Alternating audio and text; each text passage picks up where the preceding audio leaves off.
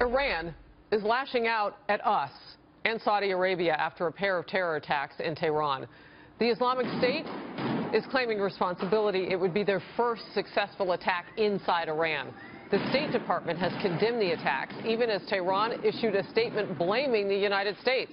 It reads, quote, "The public opinion of the world, especially Iran, recognizes this terrorist attack, which took place a week after a joint meeting of the United States president and the head of one of the region's backward governments, which constantly supports fundamentalist terrorists, as very significant," end quote. Virginia Congressman Scott Taylor is a former Navy SEAL and a member of the House Appropriations Committee and the Subcommittee on Homeland Security. Congressman, thanks for joining us.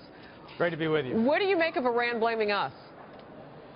Well, I think, Iran, they have their own domestic political needs, and they have to shore up their base, of course. I think it's a mistake, though. I think that, the fact that the Islamic State, and let me preface this by saying you have to have your thoughts and prayers to any innocent victims of terror anywhere around the world. But you have the Iranian government. They probably don't want to admit that they've been penetrated by the Islamic State right in their capital. At the same time, they should be very cautious and careful, because that kind of rhetoric against Saudi Arabia, as we know, is one of their rivals in the region.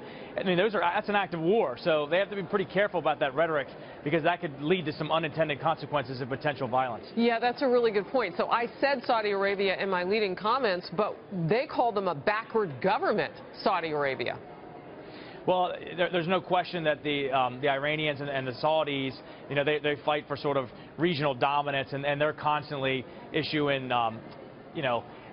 insults like that against each other all the time. But this is much more harsh and has much more potential, again, for escalation. So they should be cautious about it. I understand they're dealing with their own domestic politics and trying to show that that they were penetrated by the Islamic State, but that's dangerous, and that kind of rhetoric.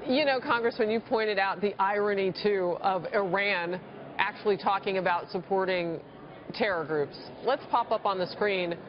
Well, their hands are not clean in this regard. Hezbollah, Hamas, Hezbollah in Iraq, Shia fighters to support Assad's regime, brutal crackdown inside Syria. I mean, the list actually goes on and on. We'll leave it up on the screen and get your thoughts. Well, there is no question about it that Iran, via their proxies that you just named, many of them, are trying to increase their influence and trying to be regional hegemons in the Middle East. And quite frankly, they have increased their power, certainly in the past decade or so, but their hands are not clean, of course, in financing and influencing terrorism around the region to advance their own political interests. Well, and we just did a deal with them. We brokered a deal that actually put some more money in their hands, Congressman. Well, in my opinion, obviously I'm very overtly against the deal. I believe in the short term we have helped them finance these proxy folks to gain, so they have gained regional influence in the short term, and in the long term I think that we've put them on a path to be able to get nuclear weapons, and I think it's the wrong deal and it's bad, and we should do something about it. All right.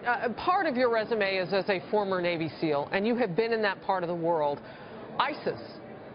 30 countries plus now. Generals are telling me that they are, even though we're hitting them inside Syria and other places, they're still growing. What is the latest on the Islamic State terror group, which I call the Savages? Well, you have I like your strength in that statement, but you have a network group, right? So this is unlike anything in the previous to 10 years ago, in terms of them having the ability to grow exponentially via the internet, of course, being able to influence folks from some countries into other ones. We have to have increased communication between not just states, but even cities as well, too, between each other as well. There are certainly physical things that we have to do. We have to kill folks in certain areas and not allow them to have safe harbor, but we also have to combat this online as well, too, and we need partnerships around the world to be able to do that. Representative Scott Taylor, always great to talk with you. Thank you. You as well.